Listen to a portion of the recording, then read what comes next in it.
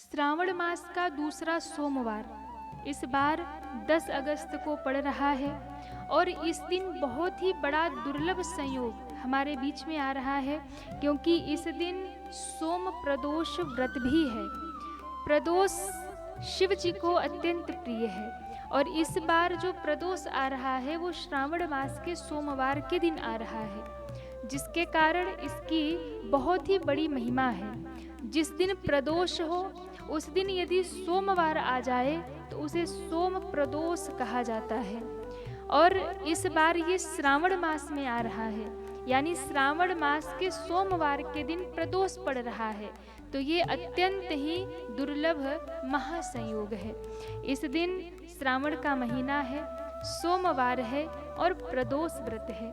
इन तीनों का बहुत ही सुंदर संयोग भक्तों के बीच में आ रहा है। इस दिन की गई भक्ति, पूजा, साधना, भगवान शिव का अभिषेक, जप, तप बहुत ही फल देने वाला है। आप नित्य जितनी पूजा करते हैं प्रदोष काल में कर लिया, प्रदोष के दिन कर लिया, सोम प्रदोष के दिन कर लिया, तो आपको 100 गुना अधिक फल प्राप्त हो जाता है। प्रदोष काल में पूजा का बहुत ही महत्वपूर्ण समय होता है और उसी समय में हमें प्रदोष का पूजन करना चाहिए। प्रदोष काल में भगवान शिव की पूजा जो हम करते हैं उसमें भगवान शिव बहुत ही अधिक प्रसन्न होते हैं, तो इस दिन की गई पूजा हमें 100 गुना अधिक फल प्रदान करती है। इस बार 10 अगस्त को श्रावण का दूसरा सोमवार है, प्रदोष काल है, प्रदोष का दिन है, जिस दिन सोम प्रदोष पड़ रहा है। इस दिन हमें पूजा का बहुत ही सुंदर अवसर ध्यान रखना चाहिए। प्रदोष काल में पूजा का जो शुभ मुहूर्त है वो शाम को 6:30 से लेकर के रात को 8:50 तक है। इसी बीच में हमें भगवान शिव का पूजन करना चाहिए। विधि विधान से उनका अभिषेक करिए, पूजन करिए, तो निश्चित ही भगवान शिव हमारी समस्त मनोकामनाओं को पूर्ण कर देते हैं। इस दिन यदि माता पार्वती और भगवान शिव का आपने पूजन कर लिया तो आपको विशेष कृपा की प्राप्ति होती है। प्रदोष काल में शिव आराधना का बहुत ही बड़ा महत्व माना जाता है। अगर आप पूरे सावन में कोई एक विशेष व्रत करना चाहते हैं तो आप इस सोम प्रदोष का व्रत निश्चित रूप से ही कर सकते हैं। विधि विधान से आप जैसे श्रावण सोमवार का व्रत करते हैं वैसे ही आप इस सोम प्रदोष का भी व्रत कर सकते हैं। प्रदोष काल महादेव को अत्यंत प्रिय है, जिसके कारण आप सोम प्रदोष का व्रत करेंगे और प्रदोष काल में शिव का पूजन करेंगे तो श्रावण तो चल ही रहा है, महादेव हम सब पर अत्यंत प्रसन्न हो जाएंगे एवं समस्त मनोकामना पूर्ण कर देंगे। सोम प्रदोष के दिन काले तिल से आप भगवान शिव का पूजन करें, उन्हें काले तिल अवश्य ही समर्पित करें, इससे महादेव अत्यंत प्रसन्न होते हैं। संध्या काल में आप ज़्यादा कुछ नहीं कर सकते तो आप 10 तारीख को जिस दिन सोम प्रदोष है उस दिन आप व्रत करें, और व्रत नहीं कर सकते हैं तो प्रदोष काल में शिव का पूजन अवश्य करें। इस दिन संध्या काल में शिव जी को गंगा जल से, कच्चे दूध से स्नान कराएं, बेल पत्र और काले तिल उन्हें अवश्य ही समर्पित करें।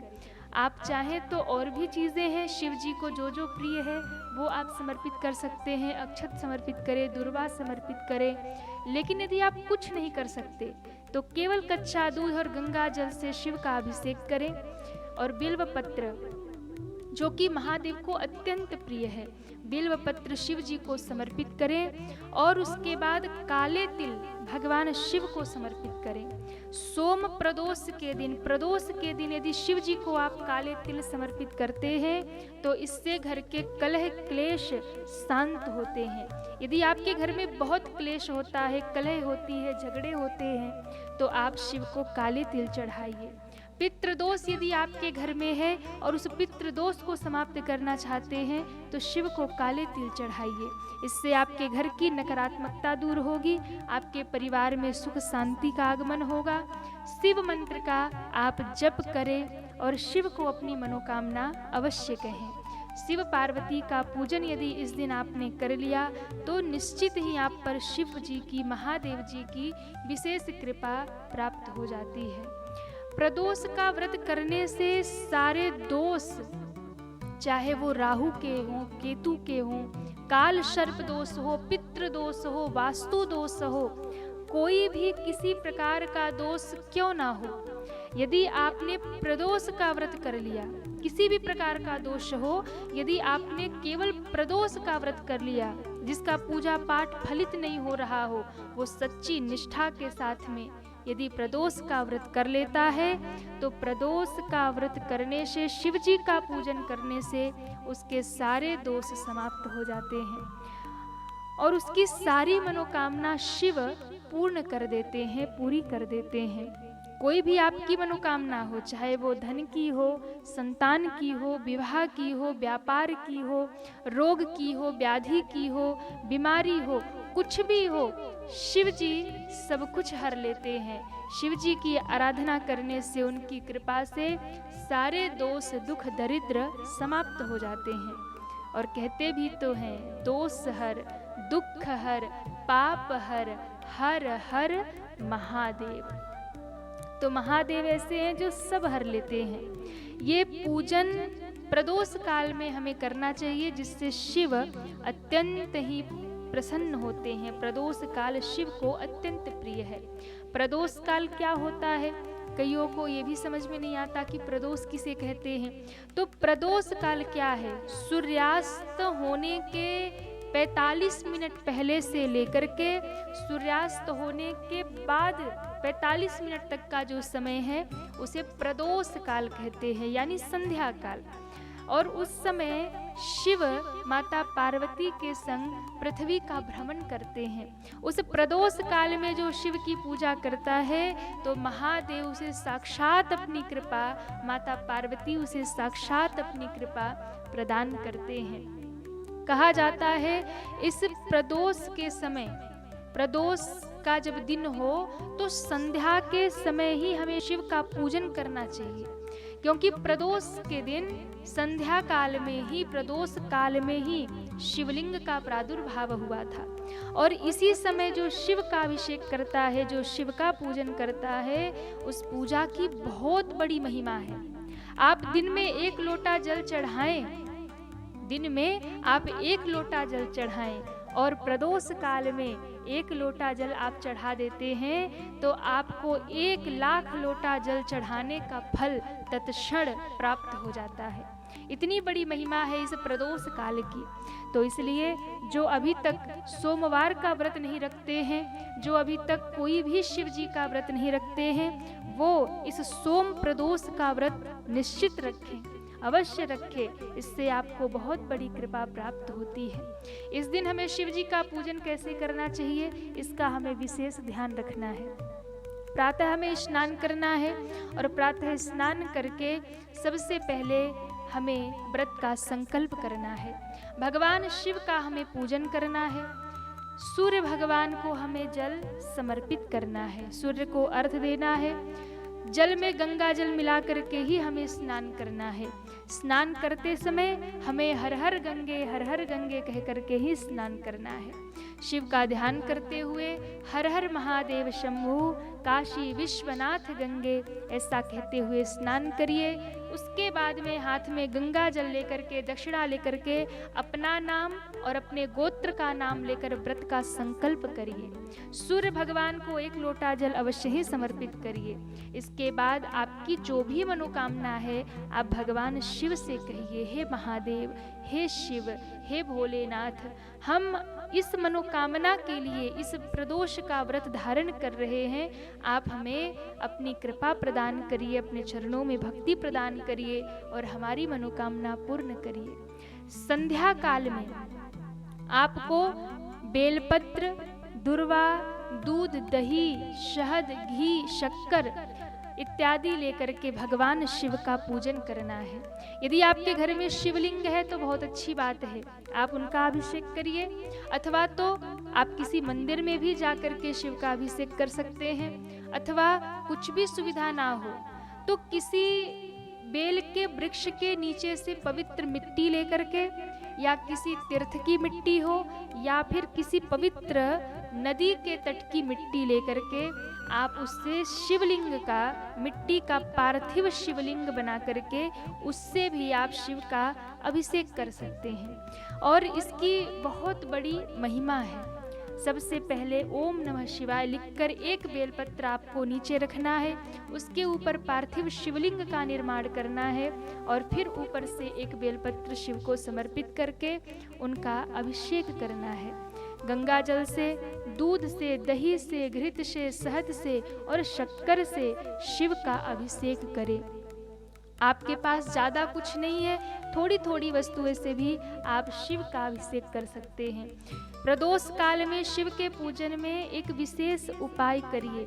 कुछ आपको ऐसी वस्तुएं हैं जिसे आप चढ़ाएंगे तो आपको बहुत लाभ मिलेगा। जैसे काली उड़द की दाल हो, ये 9 दाने आप रख लीजिए। 9 दाने आप गेहूं के रख लीजिए। 9 दाने साबुत चावल, यानी जो टूटे चावल ना हो, ऐसे चावल शिव को अत्यंत प्रिय है, ये आप रख लीजिए। चने की दाल रख लीजिए। 9 दाने आपको लेकर, सबकी संख्या 9 होनी चाहिए। फल, मिष्ठान, जनेऊ इत्यादि, बेलपत्र, पुष्प, जो भी आप कर सकते हैं वो आप रख लें। देखिए, शिव को भाव प्रिय है, प्रेम प्रिय है। बहुत कुछ ना कर पाए, थोड़ी भी वस्तु हो तो उसमें भी महादेव प्रसन्न हो जाते हैं। तो आप शिव का अभिषेक करें, ओम नमः शिवाय कह करके आप शिव का अभिषेक करें। माताएं कभी भी शिव को जनेऊ ना चढ़ाएं। भाई लोग जनेऊ चढ़ा सकते हैं, पुरुष उन्हें जनेऊ प्रदान करें। माताएं लाल कलावा भगवान शिव को चढ़ाएं, उन्हें समर्पित करें। चंदन या भस्म का उन्हें तिलक लगाएं। आप शिव के ऊपर चावल, अक्षत अवश्य चढ़ाएं। यदि आपका मन स्थिर नहीं रहता है, यदि आपका मन अशांत रहता है, आप डिप्रेशन में रहते हैं, बहुत चिंता और तनाव में रहते हैं, तो शिव को अक्षत चावल अवश्य चढ़ाइए। ये आप जब अक्षत चढ़ाते हैं तो आपका चंद्रमा प्रबल होता है और आपके मन को शांति मिलती है, आपका मन शांत हो जाता है। चने की दाल भगवान शिव को चढ़ाएं। चने की दाल चढ़ाने से आपके जीवन में धन की कमी कभी नहीं होती है, आपको लक्ष्मी की कृपा प्राप्त होती है। और भगवान शिव इतने कृपालु हैं कि चने की दाल चढ़ाने से लक्ष्मी से हमारा घर भर जाता है। काली उड़द की दाल 9 दाने शिव को चढ़ाएं, इससे आपके जीवन में शनि दोष, राहु केतु का दोष, काल सर्प दोष, ये सब समाप्त हो जाता है। 9 दाने गेहूं के यदि आपने शिव को चढ़ा दिया तो आपके जीवन में कभी भी अन्न की कमी नहीं होती है। आपके घर में अन्नपूर्णा का भंडार भर जाता है, आपके घर में कभी भी अन्न की कमी नहीं होती है, अन्न का भंडार सदैव भरा रहता है। तो बेलपत्र भगवान शिव को चढ़ाएं और इन सब को चढ़ाने के बाद में आप भगवान शिव को नैवेद्य, जो भी मिष्ठान हो, फल हो, उसका भोग लगाएं और अंत में कपूर से भगवान की आरती उतारें। फिर उन्हें प्रणाम करें और प्रणाम करने के बाद आसन के नीचे जल डाल करके 3 बार ओम शक्राय नमः, ओम शक्राय नमः, ओम शक्राय नमः कहकर 3 बार जल को नेत्रों से अवश्य लगाएं। क्योंकि यदि आप ऐसा नहीं करते हैं तो आपके आसन के नीचे कौन बैठा है? इंद्र बैठे हैं। और इंद्र का स्वभाव है, यदि आप जो भी पूजा करेंगे, यदि आसन के नीचे जल डालकर प्रणाम नहीं किया तो आपके सारी तपस्या का, सारी पूजा का, सारे जप का फल इंद्र ले जाएंगे। तो इसलिए जब आप जल डाल करके नेत्रों से लगा लेते हैं तो आपका फल इंद्र नहीं प्राप्त कर सकते, आपका फल आपको ही प्राप्त होगा। इस प्रकार प्रदोष का पूजन करने से महादेव अत्यंत प्रसन्न होते हैं, शिव अत्यंत प्रसन्न होते हैं और सारी मनोकामना पूर्ण करके हमारे सारे दोष का हरण कर लेते हैं और घर में सुख समृद्धि और लक्ष्मी का निवास होता है। तो जो भी भगवान शिव की विशेष कृपा प्राप्त करना चाहते हैं उन्हें ये उपाय अवश्य ही करना चाहिए। साथ ही साथ में 11 अगस्त को है मासिक शिवरात्रि। 11 तारीख को मासिक शिवरात्रि है, ये श्रावण मास की शिवरात्रि है, इसलिए ये बहुत ही महत्वपूर्ण है क्योंकि श्रावण मास में जो ये शिवरात्रि आ रही है, यदि आपके जीवन में सारे कार्य रुके हुए हैं, आपका धन कहीं रुका हुआ है, आप जीवन में आगे नहीं बढ़ पा रहे हैं, आपके जीवन में बहुत समस्याएं आ रही है, तो इस दिन एक छोटा सा उपाय आप जरूर करिए। श्रावण मास चल रहा है, श्रावण मास की मासिक शिवरात्रि जब आती है तो इस दिन अपराजिता के पुष्पों की कलावे में एक माला बनाइए। इसमें सुई का उपयोग नहीं करना है, उसे बांध करके ही आपको कलावे में अपराजिता के पुष्पों की माला बनानी है। मौली में आपको माला बना करके पहले शिव का अभिषेक करना है, उनका पूजन करना है, उसके बाद में वो माला आप शिव को समर्पित करें तो आपके जीवन में अच्छे योग बनने लग जाएंगे, घर में खुशियां आने लगेंगी और आपके जीवन की सारी बाधाएं समाप्त हो जाएंगी। इस दिन माता पार्वती और भगवान शिव की विशेष पूजा की जाती है। तो माता पार्वती और शिव का पूजन करें तो आपके जीवन की समस्त बाधाएं समाप्त हो जाती हैं।